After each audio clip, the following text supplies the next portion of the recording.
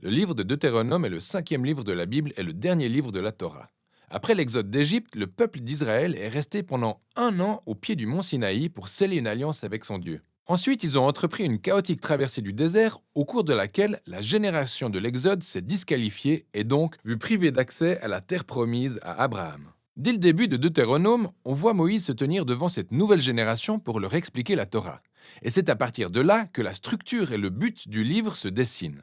Le livre de Deutéronome est en soi une série de discours où Moïse appelle la nouvelle génération d'Israël à demeurer fidèle à l'alliance conclue avec leur Dieu. La partie centrale du livre sert de récapitulatif des lois, qui dictent les termes de l'alliance entre Dieu et Israël. Certaines de ces lois sont nouvelles, mais plusieurs d'entre elles sont des rappels des lois précédemment données au mont Sinaï. Et c'est en fait de là que le livre tire son nom. Ça vient du mot grec deutéronomion qui signifie deuxième loi. Et ces lois sont encadrées aux extrémités par 2 sections du discours de Moïse. Et chacune de ces sections est elle-même divisée en 2 parties. Voyons plus en détail comment tout cela fonctionne.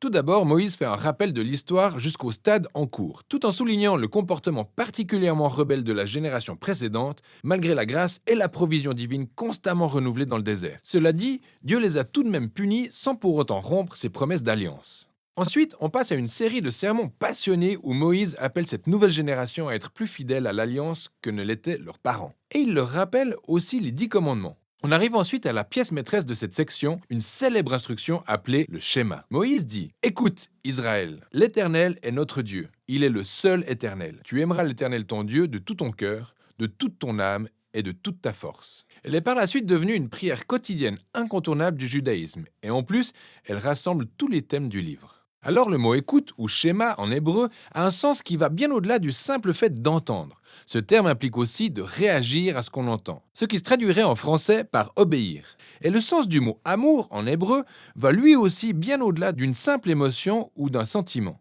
C'est la décision d'une dévotion pleine et entière à Dieu qui implique la volonté et les émotions, la pensée et le cœur. Le fait est que pour Israël, leur obéissance et leur dévotion à Dieu servaient un dessein bien plus grand, car l'obéissance aux lois fera d'Israël un peuple unique parmi les nations, exactement ce que Dieu a dit au mont Sinaï. Ils deviendront un royaume de prêtres. Et maintenant, Moïse explique comment.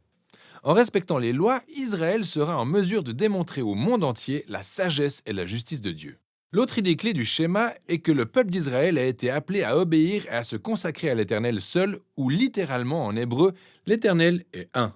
Remettons tout ça dans le contexte initial. L'idée est que l'Éternel est le seul Dieu qu'Israël doit adorer et à qui ils doivent obéir. Et Israël s'apprête à entrer dans le pays de Canaan, où les gens adorent des idoles qui représentent différents aspects de la création, tels que le soleil, le temps, le sexe ou la guerre. Selon Moïse, le fait d'adorer ces dieux rabaisse l'homme et détruit les communautés. Mais le fait d'adorer le Dieu d'Israël, qui est le Créateur et Rédempteur, est ce qui mène à la vie véritable et à la bénédiction. Et on tombe ensuite en plein centre du livre, sur le gros récapitulatif des lois, passablement organisé par thème. Alors, la section d'ouverture concerne le culte d'Israël à son Dieu. Ils étaient censés avoir un temple central où un seul Dieu serait adoré, sans oublier que l'adoration d'Israël à Dieu devait aussi se manifester dans leur manière de prendre soin des pauvres. Par exemple, tous les Israélites devaient verser un dixième de leur revenu annuel au temple, mais en plus, ils devaient mettre de côté un autre dixième pour le verser aux pauvres tous les 3 ans. Les lois de ce type sont autant de détails qui distinguaient Israël de ses contemporains parmi les nations, car sa justice n'avait pas d'équivalent. Et tout ceci était étroitement lié au culte qui rendait à Dieu. La section suivante souligne les traits de caractère requis par les dirigeants d'Israël. Les anciens, les prêtres et les rois étaient soumis à l'autorité des lois de l'Alliance. Et pour s'assurer que tous les appliqueraient, Dieu a envoyé des prophètes à qui ces dirigeants devaient rendre des comptes. Contrairement aux nations voisines d'Israël, où les rois étaient considérés comme des divinités qui dictaient leurs propres lois, les dirigeants d'Israël étaient soumis à la loi et aux prophètes. Et juste après ça, s'ouvre une vaste section sur les lois relatives à la vie civile en Israël.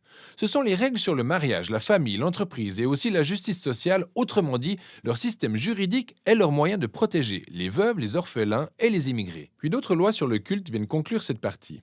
Et maintenant, de petites astuces à utiliser dans la lecture de toutes ces lois. Rappelez-vous en premier lieu que ces termes de l'Alliance du Sinaï ont été donnés spécifiquement à l'Israël antique. Ils vivaient dans une culture très différente de la vôtre. Deuxièmement, ça n'avancera à rien de comparer ces lois à celles du monde moderne, car, une fois de plus, c'est un contexte culturel très différent. Elles ont été données pour distinguer Israël de ses contemporains, alors s'il doit y avoir comparaison, ça doit être avec les lois des voisins d'Israël, comme celles d'Assyrie ou de Babylone. Et en faisant cela, les lois qui semblaient strictes ou étranges deviennent subitement beaucoup plus claires. Vous vous rendez compte que Dieu hisse Israël à un niveau supérieur de justice jamais égalé auparavant. Et enfin, essayez de discerner les principes fondamentaux de sagesse ou de justice derrière toute loi et vous découvrirez des vérités très profondes. Alors, faites cet exercice et considérons que l'effort vous vaudra un point. Allez voir comment l'apôtre Paul s'y prend dans sa première lettre aux Corinthiens, chapitre 9, verset 9, où il cite une loi de Deutéronome, chapitre 25, verset 4. Son approche est vraiment intéressante.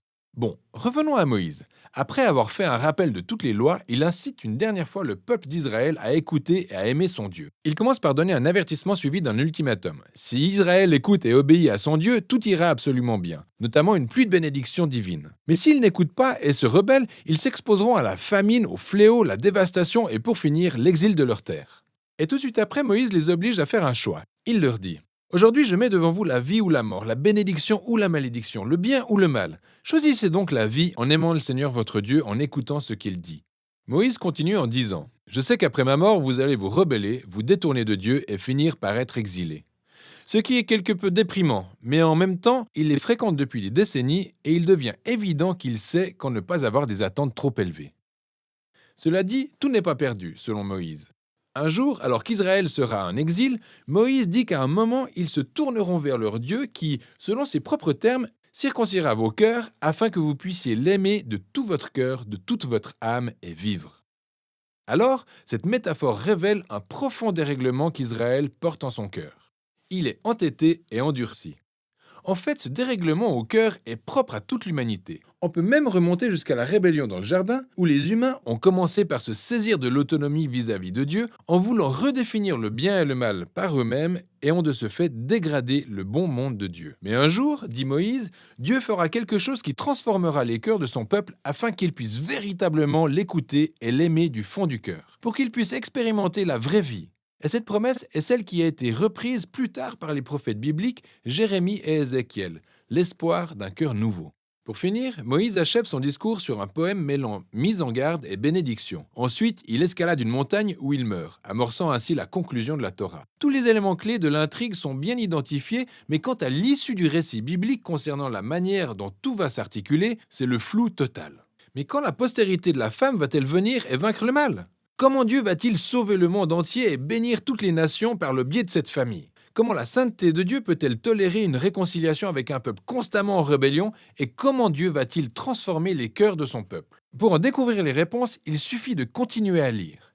Mais pour l'heure, voilà ce dont il est question dans le livre de Deutéronome.